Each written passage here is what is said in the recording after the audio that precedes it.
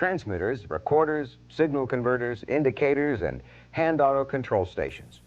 These are all important pieces of instrumentation and control equipment. Up to this point in our study of instrumentation, we've identified and discussed the types of mechanisms found in pneumatic instruments and how these instruments are self-balancing. In this program, we're going to be looking at the function and purpose of a number of pneumatic instruments and at how each of the instruments produces an output that represents the value of a process variable. We'll also be identifying how to make some common calibration adjustments to the instruments. First, though, let's briefly review what the basic elements of a control system are.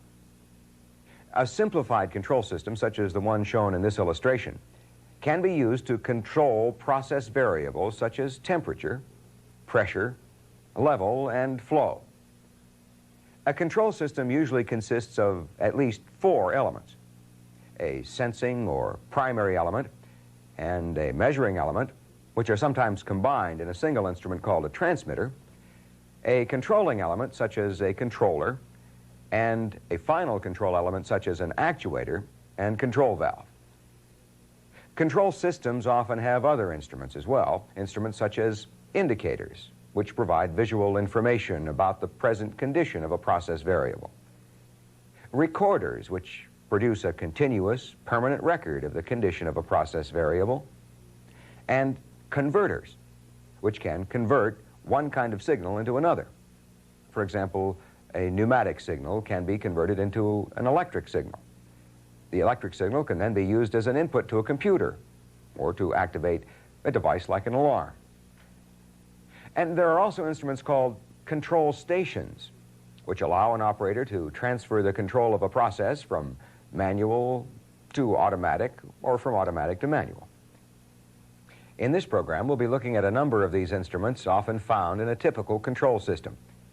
Because of the complexity of controllers and final control elements, you'll be learning more about those instruments in other programs as you continue your study of instrumentation. Well, let's begin this program by taking a closer look at transmitters. We'll find out what the function and purpose of transmitters are, what the relationship between the input and output of a transmitter is, and how a transmitter produces a pneumatic output signal that represents the value of a process variable. The function of a transmitter is to sense and measure a process variable and to produce a pneumatic output signal that represents the value of that process variable. This signal, which now carries information about the condition of the process, is sent to the other instruments in the control system. In this way, the process variable can be monitored and maintained at the desired setting. In other words, the transmitter functions as the eyes for the rest of the control system. Now let's find out how the output signal provides information about the process variable.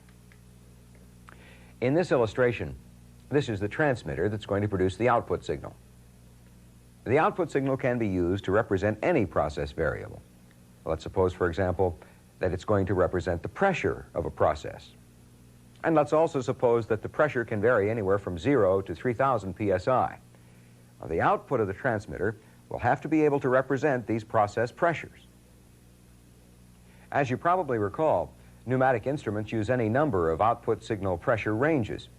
They could be 3 to 15 psi, 5 to 25 psi, or any number of other common ranges. In our example, the transmitter has a range of 5 to 25 psi. It's the range of the output signal that'll be used to represent the value of the process pressure. Let's set up a graph to help us demonstrate the relationship between the input and output range of this transmitter. And we'll use this column to represent the range of the transmitter's input pressure.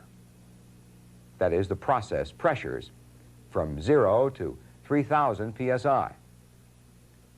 And we'll use this column to represent the transmitter's output pressures from 5 to 25 psi. Now, at first, there seems to be no apparent relationship between the input and the output, because the input has a span of 3,000 minus 0, or 3,000 psi, while the output has a span of 25 minus 5, or 20 psi. But there's another way of looking at this relationship between the input and output. we can look at it in terms of percentages. Now, we'll let this column represent the input in terms of percentages. 0% represents the minimum input, and 100% represents the maximum input. Likewise, we'll let this column represent the output in terms of percentage. 0% represents the minimum output, and 100% represents the maximum output. Now, this way we can clearly establish the relationship between the input and the output in terms of percentages. For example, 50% of the input span of 3,000 psi is 1,500 psi. And 50% of the output span of 20 psi is 10 plus 5 psi, or 15 psi. In other words, 50%, or 1,500 psi at the input, is represented by 50%, or 15 psi at the output. By looking at the transmitter's input and output in this way, we can see that the relationship between them is a directly proportional one. That is, a change in input will result in a corresponding change in output. Now, this proportional relationship is true for other values of the input and output ranges. Since 300 psi is 10% of 3,000 psi, and 2 psi is 10% of 20 psi, we can see that for every 10% increase in the input, there's a corresponding, directly proportional 10% increase in the output. So, each 300 psi change in process pressure is represented by a 2 psi change in the transmitter's output signal for all the values of the process pressure.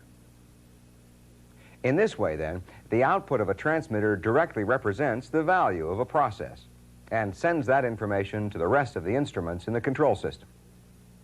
In our example, the process happened to be pressure, but it just as easily could have been temperature, level, or flow. Well, now that we've seen how the value of a transmitter's output signal can represent the value of a process, let's take a look at a typical pneumatic transmitter and see how this output signal is produced.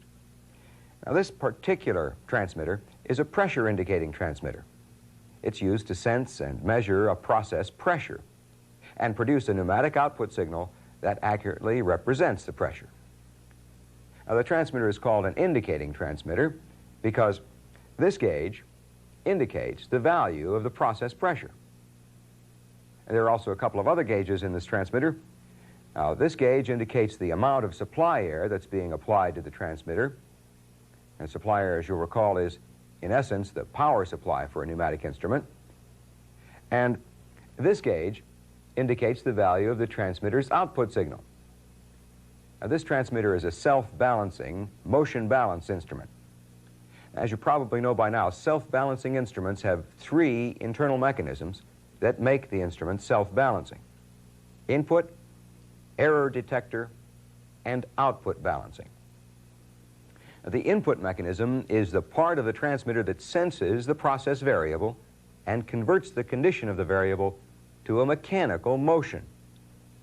The error detector mechanism converts the mechanical motion to a proportional back pressure. And the output balancing mechanism adjusts the output of the instrument until it balances the input, brings the instrument into a balanced state, and produces an output signal that accurately represents the process variable. Now, with these concepts in mind, let's take a closer look at how the transmitter develops an output signal that represents an increase in process pressure. In this transmitter, the input mechanism is this bourdon tube. An increase in the process pressure causes the tip of the bourdon tube to move.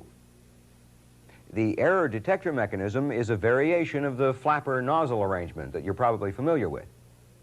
The flapper in this particular instrument is called a vane. The vane is a thin strip of metal mounted on a bracket that's connected to the tip of the bourdon tube. In this particular flapper nozzle arrangement, there are actually 2 nozzles, a supply nozzle and a collector nozzle. They're connected to a flexible metal spring or flexure leaf. Supply air flows through this supply nozzle across the gap and collects, so to speak, in this collector nozzle. The pressure created in the collector nozzle by the flow of air is the back pressure of the error detector mechanism. The movement of the bourdon tube causes the vane to move in the gap between the nozzles, varying the back pressure of the error detector mechanism. It's this back pressure that's used by a pneumatic relay to generate an output signal, and a balancing pressure that's sent to the balancing mechanism. Now, this mechanism consists of a feedback bellows and the flexure leaf that's attached to the bellows. The nozzle assembly is mounted on the flexure leaf. Since the output of the relay is connected to the bellows, an increase in output pressure will cause the bellows to move up. And since the nozzle assembly is attached to the flexure leaf, the nozzle assembly also moves up, causing the vane to cut into part of the airflow between the nozzles until the output signal balances the input. As a result, the transmitter is now balanced with a higher output pressure. And what we've been able to see then is that the motion of the input mechanism is balanced by the motion of the output balancing mechanism. We've also seen how a transmitter produces a pneumatic output signal that represents the value of a process variable. Now, that signal is then used to provide information about the process variable to the rest of the instruments in the system. In the remainder of the program, we'll be looking at how the instruments actually use this signal. But for now, take the time to read over the material in your text. If you have any questions, have your instructor answer them for you.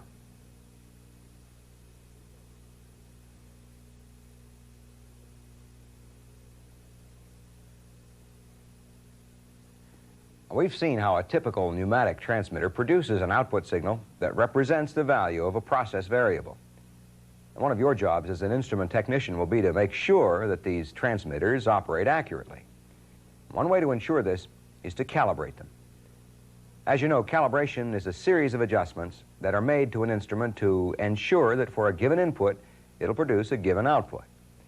In this part of the program, then, we'll be looking at how to calibrate a typical pneumatic transmitter. The exact procedures for calibrating pneumatic transmitters may vary from transmitter to transmitter, but the basic principles are generally always the same. Now, with this in mind, let's take a look at how to calibrate the pneumatic transmitter we saw in the last part of the program. As you probably remember, it monitored a process pressure that ranged from 0 to 3,000 psi. We'll begin by looking at the equipment you'd need to calibrate this instrument. First of all, you'll need a pressure source, such as this test pump. The pressure source will be used to simulate the process variable. This calibrated gauge on the test pump will be used to indicate the value of the transmitter's input. The pump and the gauge are the test device you'll use to provide a known input to the transmitter. The gauge has a range of 0 to 5,000 psi. Since the process variable has a range of only 0 to 3,000 psi, the test device is adequate for the entire input range of this transmitter.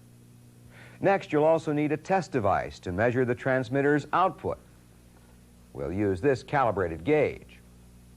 The transmitter has an output range of 5 to 25 psi. So the 0 to 60 psi range of the output gauge will be adequate to measure the output. Supply air will act as the power supply for the transmitter. Well, now that we've seen what equipment you'll need, we're going to be watching an experienced technician use the equipment to perform the calibration. For the purpose of this demonstration, we'll assume that this gauge, which indicates the value of the process pressure, is accurate. We'll concern ourselves with watching the calibration of only the transmitter itself. The technician's already notified the appropriate personnel of what he'll be doing, so that when he works on the transmitter, he won't be interfering with the control of the process. He's closed a valve, isolating the transmitter from the process pressure, and he's disconnected the process pressure line from the transmitter, being careful to bleed off any process pressure remaining in the line. Well, now let's watch as the technician checks and calibrates the transmitter. He connects a high-pressure hose from the test pump to the transmitter. Then he temporarily closes the supply air valve so that he can connect the output gauge to the transmitter. he opens a connection in the transmitter's output line and connects the output gauge to the output pressure line, and slowly opens the supply air valve. At this point, he's got the test devices hooked up to the transmitter, and he's ready to begin the calibration. And the first part of the calibration is to adjust the low end of the range. The technician checks to see that the gauge on the test pump reads 0 psi. 0 psi, the low end of the process pressure. Looking to see whether the low end of the range actually needs to be adjusted, he finds that it's off a bit. So he adjusts this screw until the output reads 5 psi. Now, this screw is the zero adjustment for this instrument. Okay, the transmitter is now adjusted for the low end of the range. The next part of the calibration is to adjust the high end of the range. So the technician pumps the test pump until the calibrated gauge reads 3,000 psi, the high end of the process pressure. The output gauge should indicate 25 psi. If it doesn't, the technician will have to adjust the transmitter until it does. Adjusting the high end of an instrument is called the span adjustment. Let's see how this is done. In this particular transmitter, this is done by adjusting these nuts. They position the span adjusting disc until the output of the transmitter is 25 psi. The output of the transmitter is now 25 psi, so the transmitter is adjusted for the high end of the range. Now, we've just seen the technician make the calibration adjustments for the low and high ends of the range. However, he's not finished calibrating the transmitter yet. By adjusting the span, he probably caused 0 to be off a bit, so he'll have to go back and check 0 again. He'll continue to readjust 0 and span until both of them are correct. The technician releases the pressure in the pump until it reads 0 psi. And seeing that the 0 adjust is off, he readjusts 0 until it reads 5 psi, the low end of the range. Now that the low end has been readjusted, the high end might have to be readjusted. The technician pumps the test pump again until it reads 3,000 psi, the high end of the process pressure. And seeing that the high end is off, he readjusts the span adjusting nuts until he gets a reading on the calibrated gauge of 25 psi. 25 psi, the high end of the range, is now again where it's supposed to be. Now, he's got to go back now to the low end again to see if it needs to be adjusted. With 0 psi from the test pump, the output of the transmitter is 5 psi. So the value of the low end of the range is exactly what it should be. The technician was able to calibrate the instrument properly after a couple of tries, which is really pretty quick. Each time he made an adjustment, he reduced the amount of error in the output pressure. However, if it takes more than 5 or 6 tries, there may be something else wrong with the transmitter. In other words, if it doesn't calibrate accurately after 5 or 6 tries, it's probably damaged and won't calibrate. So you'll have to take it to the shop for additional repairs. At this point, the technician will check the transmitter at various pressures up and down the range to make sure that the transmitter is able to repeat correctly its output pressures. After completing the calibration procedure, the technician disconnects the test pump from the transmitter and replaces the process pressure line. He temporarily closes the supply air, disconnects the output gauge from the output of the transmitter, recaps the pneumatic output line, and turns the supply air back on. And finally, he slowly reopens the process valve. Now, the last step for the technician is to place a calibration sticker on the transmitter, which indicates when the calibration was performed. Now, we've seen a basic procedure for calibrating a typical pneumatic transmitter. Again, individual procedures may vary from transmitter to transmitter, but the basic steps are similar. In the remainder of the program, we're going to be looking at how the output signal from the transmitter is used in some of the other instruments in a control system. But before we do, read over the material in your text and make sure you understand the basic procedures for calibrating a pneumatic transmitter.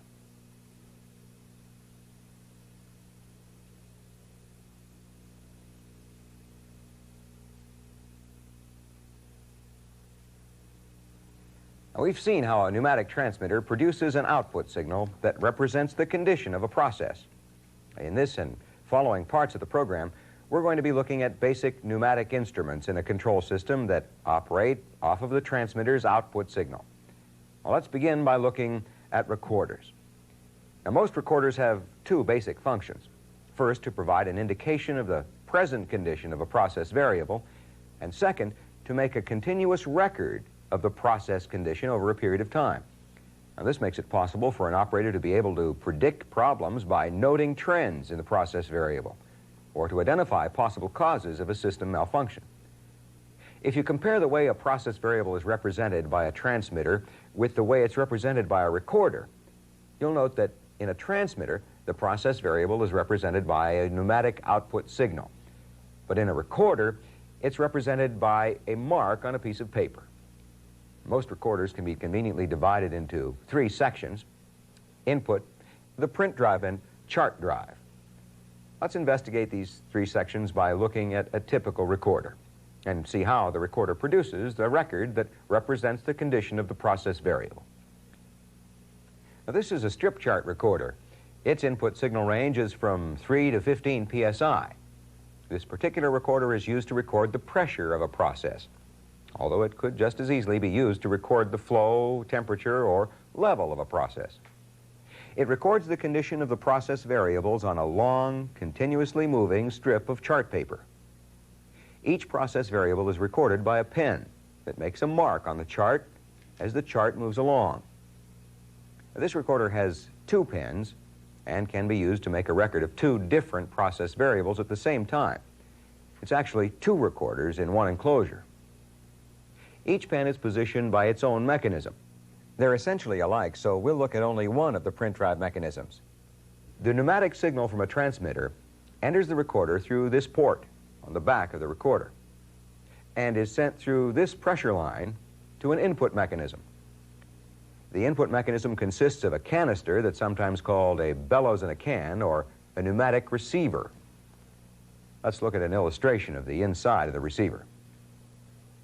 The receiver consists of a pressure-tight container that has a bellows inside and a spring and a push rod. This connection is the port through which the input signal is applied to the recorder. The pressure of the signal presses on the bellows and causes it to contract. The contraction of the bellows is opposed by this spring, and when the input signal increases above a predetermined value, it overcomes the force of the spring and the bellows contracts. This causes the push rod to extend farther out of the receiver. The greater the pressure of the pneumatic signal, the more the bellows contracts and the push rod extends even farther out. When the pressure of the pneumatic signal decreases, the spring provides an opposing force that pushes on the bellows, causing the bellows to expand and the push rod to retract. In this way, it's the opposition of the spring that balances the contraction of the bellows. The force of the spring causes the motion of the bellows and the push rod to be proportional to the value of the pneumatic signal from the transmitter. The push rod transfers the mechanical motion of the movement of bellows to the print drive mechanism. Now let's find out what the print drive mechanism looks like. Before we do, though, let's locate a pneumatic receiver and a push rod on our recorder. Here's one of the pneumatic receivers. This is the push rod that's connected to the bellows inside this canister. This is the print drive mechanism. The print drive mechanism itself consists of an adjustable lever mechanism on a metal shaft. The arm of the pen is connected to the shaft and a slotted piece of spring steel that can be adjusted to prevent the pen from dragging as it moves across the paper. When the transmitter's signal to the recorder changes, the bellows expands or contracts, causing the push rod to move. As it does, it pushes on the lever, causing the shaft to rotate. The pen arm is attached to the end of the shaft. The movement of the shaft causes the pen tip to move across the strip chart. What this action amounts to is that the pneumatic signal from the transmitter is converted into a mechanical motion that can be used to record the condition of the process variable on paper. Ink is supplied to the pen from one of these containers through this small tube called a capillary tube. Now, an important aspect of the operation of a recorder is that the process values recorded on the chart must be accurate, not only with regard to the present value of the process, but also with regard to time. It's the function of the chart drive mechanism to advance the chart at a speed that makes the records correct with respect to time. The chart drive mechanism in this recorder is an electric motor, a gear, and a sprocket. Since the electric motor is a constant speed motor, the strip chart moves at a constant speed. By looking at this chart drive section and at the input and print drive sections as well, we've been able to see that these sections work together to ensure that the position of the pen and the indication of the record on the chart are accurate. We've just taken a look at the three basic mechanisms of a typical pneumatic recorder, and we've seen that it makes a record that represents the value of a process variable. To make sure that the record of the process variable is being made accurately, a recorder must be periodically calibrated. The procedure for calibrating a recorder may vary from recorder to recorder and may be modified by plant policy, so be sure to follow your plant's procedures when calibrating any instrument. The position of the pen on the chart represents the output of the recorder. On this chart, 0% represents the minimum value of the range and 100% represents the maximum value. If a minimum signal of 3 psi is applied to the input of the recorder, the pen will be exactly on the 0 line on the chart if the recorder is in calibration. And a maximum input signal of 15 psi should cause the recorder to position the pen on the 100 line on the chart. Now, in this plant, the 0 adjustment is made when the input pressure is minimum pressure plus 10%, which for this recorder is 4.2 psi. And the span adjustment is made when the input pressure is maximum pressure minus 10%, which is 13.8 psi. This recorder also requires a mid-range or 50% of scale check. If the mid-range check does not show 50%, then the recorder will require additional adjustments. You'll find the mid-range adjustments described in more detail in your text. Well, now let's take a look at how the recorder calibration is made. You'll note that the recorder has two pens. Since they both work the same way, we'll see how to make the adjustments for just one of them. To calibrate this recorder, you'll need some of the same basic equipment that we used when calibrating the transmitter. A pressure source, such as supply air, a calibration standard, such as this portable calibrator, and the proper tools. Well, let's get started. The first thing to do is to connect a pressure line from the output of the portable calibrator to the input of the recorder. Then adjust the knob of a pressure regulator in the portable calibrator so that when you connect the source of supply air, there won't be any pressure applied to the recorder. Then connect the supply air line to the portable calibrator and open the supply air valve. Now let's check to see if any adjustments are needed. The technician removes the cover and opens a side door. Now there's easy access to make the adjustments. He needs to make a 0 check first. The regulator is adjusted for 4.2 psi, which is 3 psi plus 10% of the span. But the pen's not at the 10% line. Since the 0 adjustment is off a bit, the 0 adjust screw is adjusted until the pen is positioned at the 10% line. Then the technician checks the span. The calibration standard is adjusted for 13.8 psi, but the pen's not at the 90% line. Since the span is off a bit, the span adjust screw is adjusted until the pen is positioned at the 90% line. At this point, both the initial 0 and span adjustments have been made. However, as we found out when we looked at how to make adjustments to the transmitter, adjusting the span could have thrown off the 0 adjust. So the technician will have to go back and check the span and 0 to make any necessary adjustments until they're both adjusted correctly. Once that's done, a mid-range check has to be made. Since the mid-range is 50% of the span, which in this recorder is 9 psi, the pressure regulator is adjusted for 9 psi, and the pen positions itself at the 50% line. So the mid-range checks out okay. Well, in this example, the mid-range check turned out to be satisfactory, so the technician didn't need to make any special adjustments.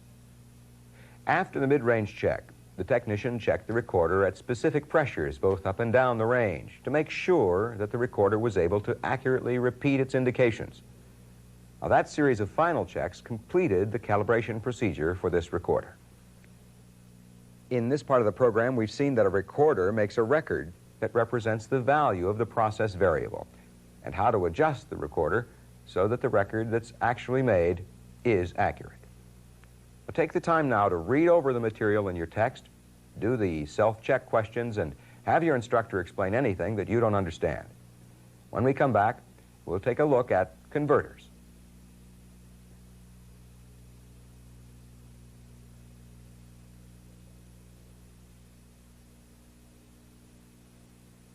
In instrumentation and control systems, it's often necessary to have electric devices such as alarms to alert operators of the condition of a process variable that's too far away from set point.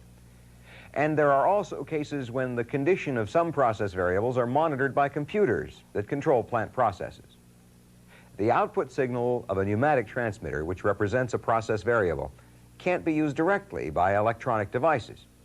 So the pneumatic signal has to be changed or converted into an electronic signal. An instrument that converts a pneumatic signal into an electronic signal is called a transducer or a converter.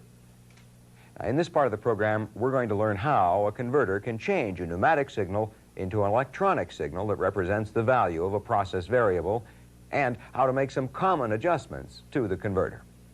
There are two types of pneumatic converters: a pneumatic to voltage converter that's often called P to E, and a pneumatic to current converter that's often called P to I. This particular converter is capable of producing either a voltage or a current output. Here it's set up to produce a current output. As you probably remember, the pneumatic transmitter that we studied earlier in this lesson has three sections: an input mechanism, an error detector, and an output balancing section. Well, this converter also has an input mechanism, an error detector, and an output balancing section. The input mechanism, error detector, and part of the output balancing mechanism are contained inside this cylinder. We'll see an illustration of these devices and explain how they work in a moment. The electronic components outside of the cylinder make up the other part of the output section.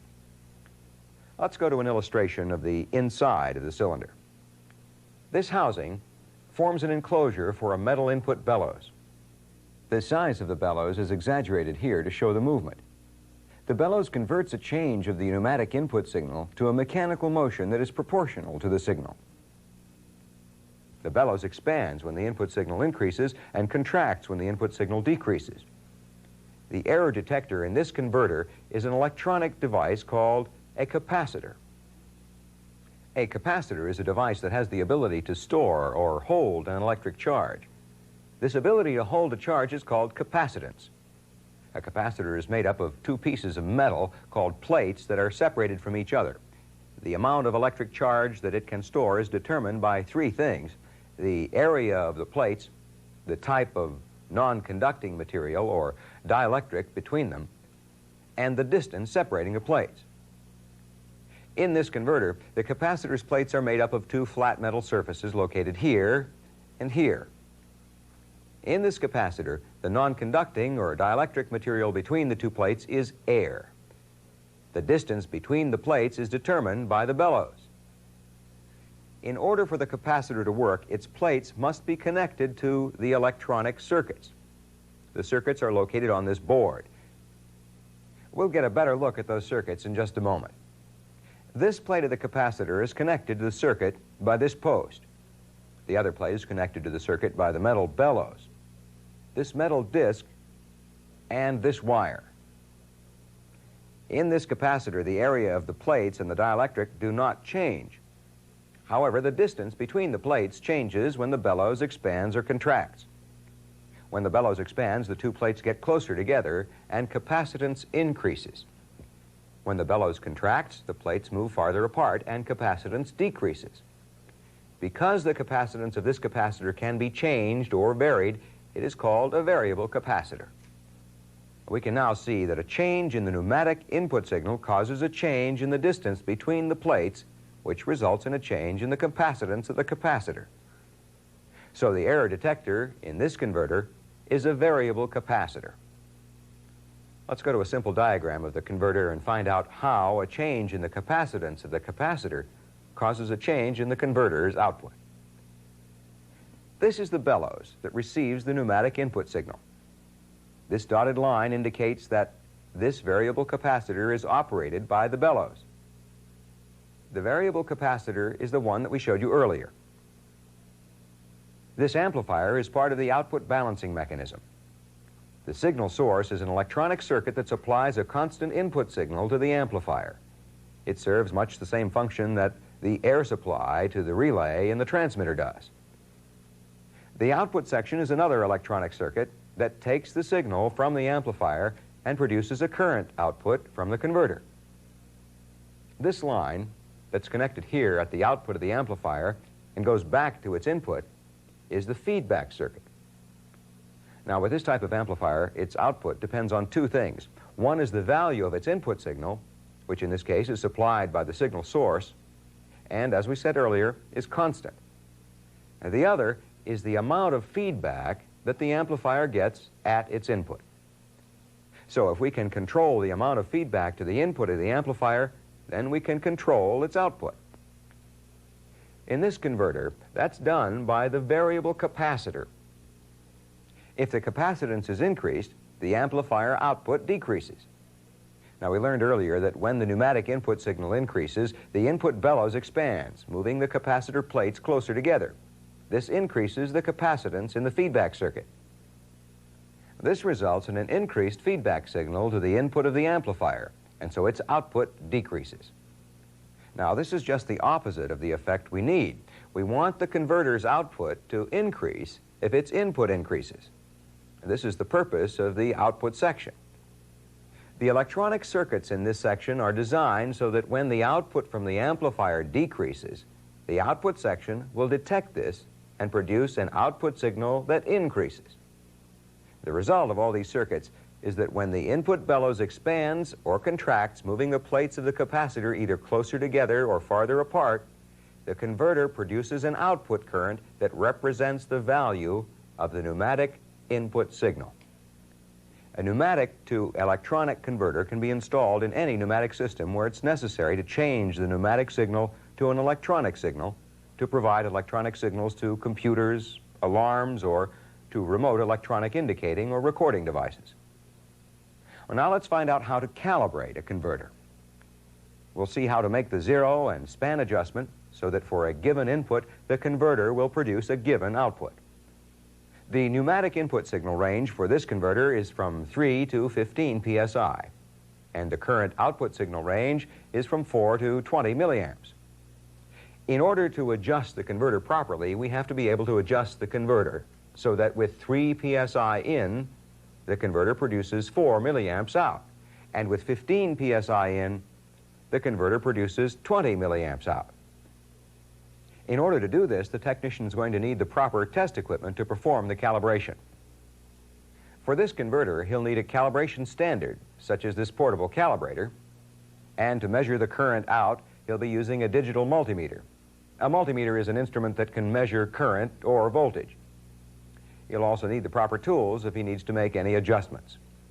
Before making any adjustments, it's important to refer to the manufacturer's manuals and your plant's procedures on how to test and calibrate the equipment, and to follow their instructions. Now, that way you'll be sure that you're doing the job correctly and safely. After the test equipment has been connected to the converter, the technician checks the low end of the range to see if a calibration adjustment needs to be made. He does that by adjusting the output of the portable calibrator for 3 psi. 3 psi is the low end of the range. He reads the multimeter, which indicates the value of the current out of the converter. The multimeter does not read 4 milliamps, so he turns the zero adjustment on the converter until the multimeter reads 4 milliamps. Next, he checks the high end of the range to see if it's correct. He does that by adjusting the output of the portable calibrator for 15 psi. 15 psi, the high end of the range. And then he reads the multimeter. It should read 20 milliamps, but he sees that it doesn't, so he turns the span adjustment screw until the display reads 20 milliamps. As you probably know, when you make zero and span adjustments, one adjustment sometimes affects the other adjustment. The same thing is true for this converter. If either the zero or span adjustment screws are turned, then the other setting must be checked to see if it also must be adjusted. After adjustments are made to the low and high end of the ranges until they read correctly, some manufacturers often recommend that the instrument be checked at its mid-range. The mid-range input for this particular converter is 9 psi, and the mid-range of the output is 12 milliamps. So in order to make the mid-range check on this converter, the technician adjusts the portable calibrator for an input to the converter of 9 psi. He checks the output from the converter on the multimeter and finds that it reads 12 milliamps, so the mid-range check is good, and he doesn't have to make any more adjustments. If the mid-range did not check out for the converter, the technician would have made an adjustment in the signal source circuits. That's where the adjustment is for this converter. Now, the ones in your particular plant may be different, so before you attempt any adjustment, you must check the manufacturer's service manual and follow its procedures. In this part of the program, we've been able to see how a process variable represented by a pneumatic signal can be converted into a proportional electronic signal. And we've also found out how to make adjustments for the low and high ends of the range for the converter, and how to make a mid-range check. In the next part of the program, we'll be looking at indicators. But for now, read the material in your text and work the problems.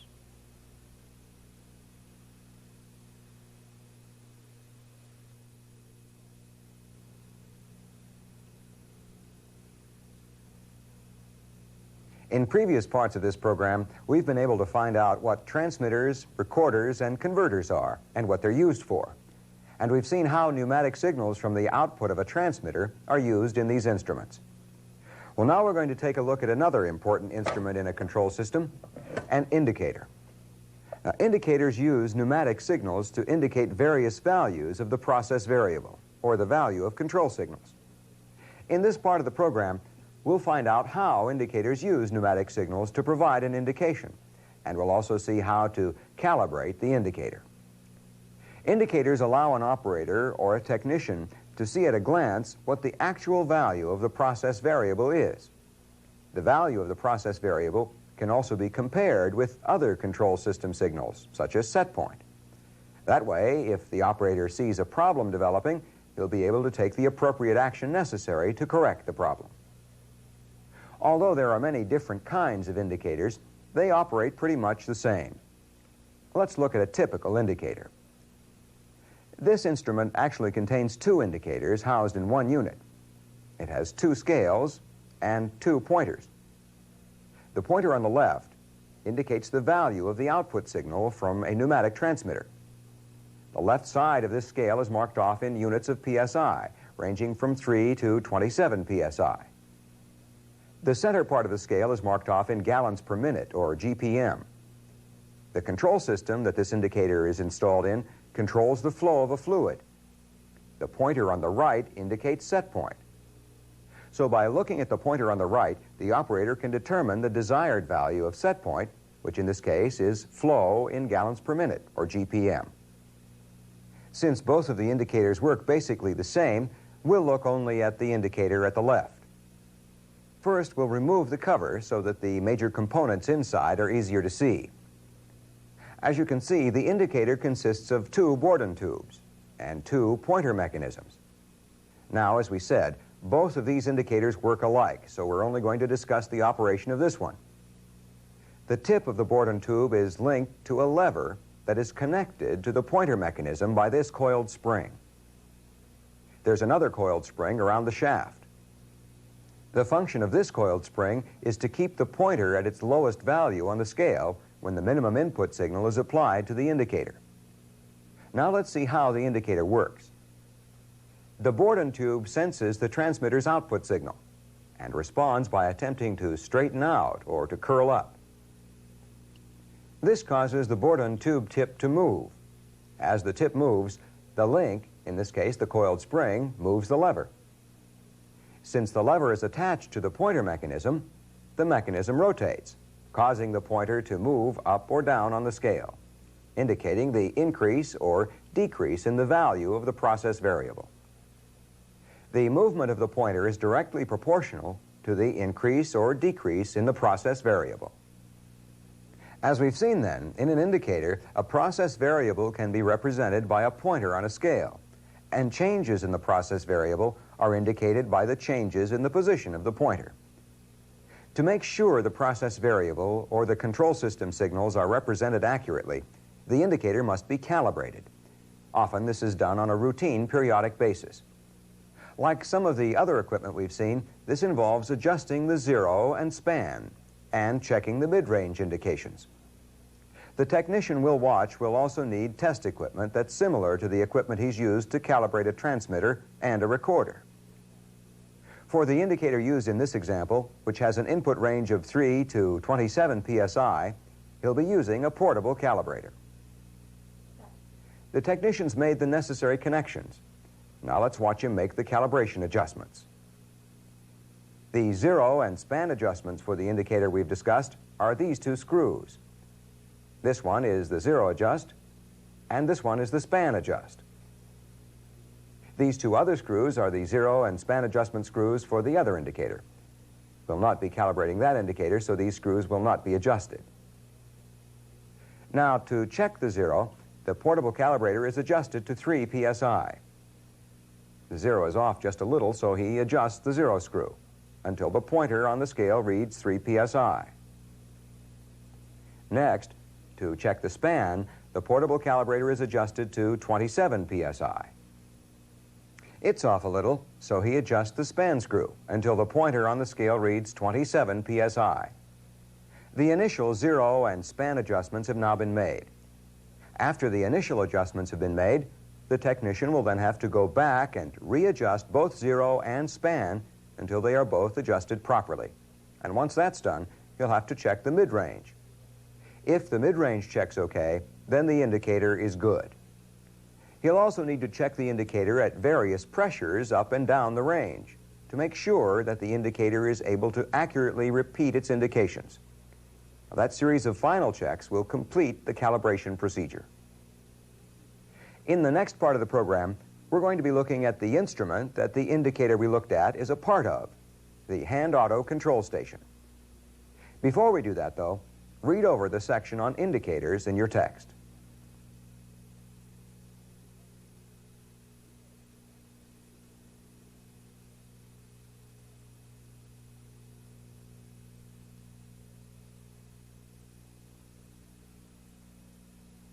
Control systems are designed to control industrial processes automatically.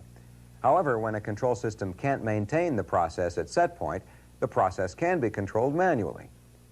One instrument commonly found in many control systems that transfers the system from automatic control to manual control is a transfer station, or as it's often called, a hand auto station. A hand auto station allows an operator to select how a process is going to be controlled, either automatically by the controller or manually by the hand auto station, which the operator adjusts. In this part of the program, we'll be looking at how the hand auto station works.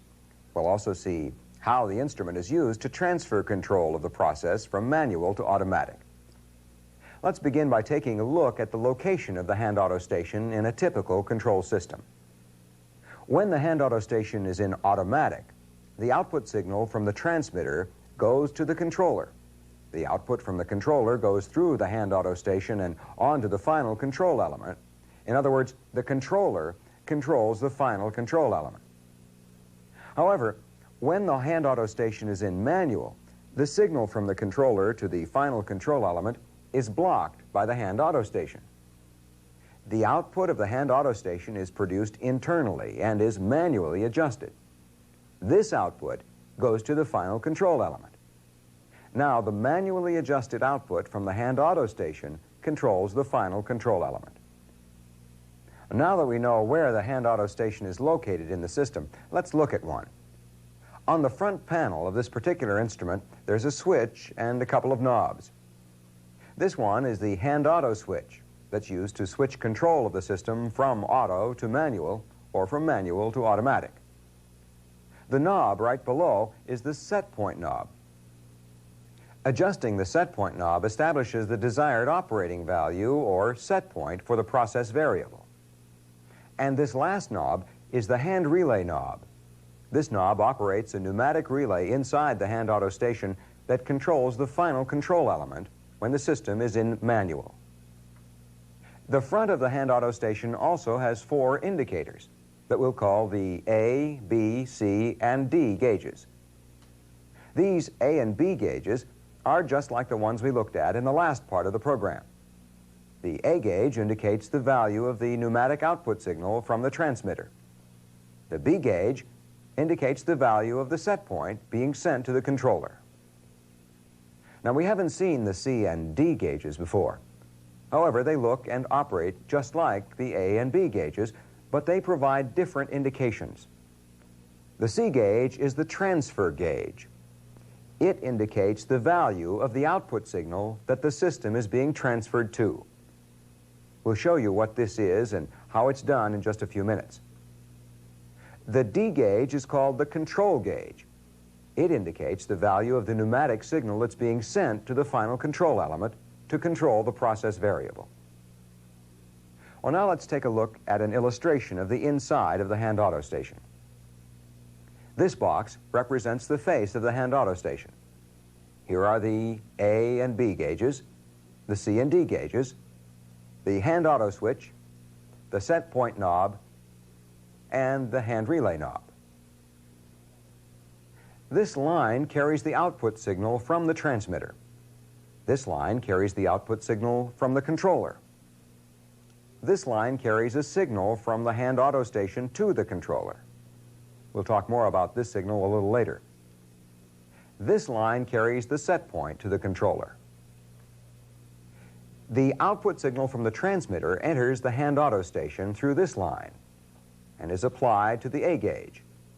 The pointer on the A gauge indicates the value of the output signal from the transmitter. Now, as you may recall, the output signal from the transmitter represents the value of the process variable. So the gauge actually is indicating a pneumatic value that represents the process variable. The pointer on the B gauge indicates the desired value of the process variable, which, as we know, is usually called set point. Now, as you probably know, set point for a control system is usually established in the controller. In this particular system, set point is a pneumatic signal that is adjusted by the set point knob on the hand auto station. This line carries the set point signal from the set point relay to the controller. As you can see, this line also carries the set point signal to the B gauge. Now, to understand the function of the C and D gauges, we need to have the hand auto station set in either automatic or manual. To transfer control of the system from one form of control to another, the operator shifts the hand auto knob. This opens or closes a series of valves inside the hand auto station. These are the valves. Let's take a look at them and see how they allow the system to be controlled manually or automatically. When the hand auto station is in auto, these valves are closed and these valves are open. The output signal from the controller goes through this open valve to operate the final control element. The output signal from the controller also goes through this line to the D gauge, so that the D gauge indicates the value of the signal that's at the final control element.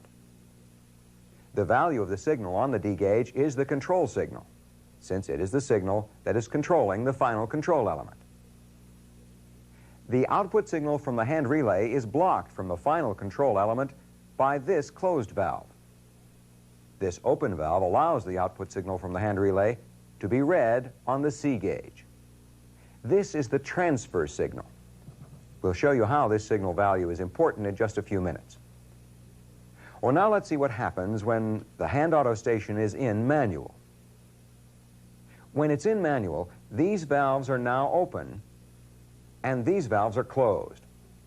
This open valve allows the output signal from the hand relay to operate the final control element. The output signal from the hand relay also flows through this line and now appears at the D gauge. This is still the control signal because the hand auto station is now controlling the final control element. The output signal from the controller is blocked from the final control element by this closed valve. However, this open valve allows the output signal from the controller to be applied to the C gauge. So the transfer signal now comes from the output of the controller. Notice, though, that since this valve is open, the signal from the hand relay also goes to the controller. This is the tieback signal.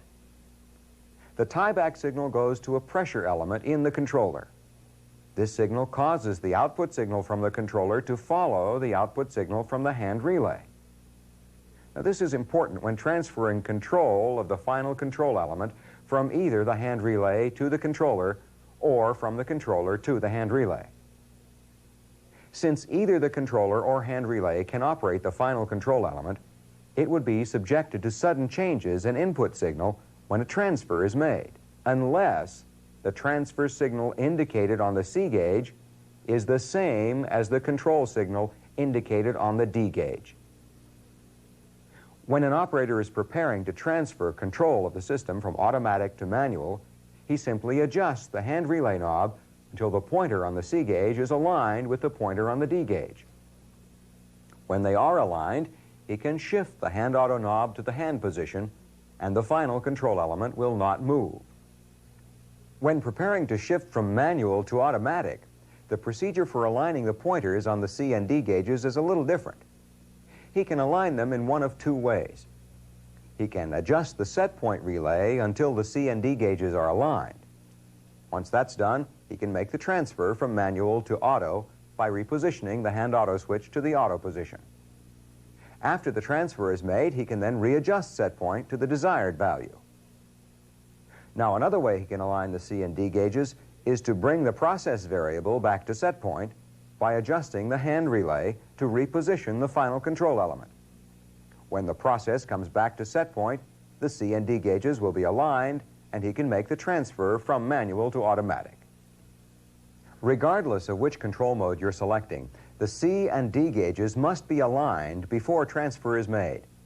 Otherwise, the final control element will be subjected to sudden changes in input signal, and it will have to quickly reposition itself. This sudden repositioning is called a bump.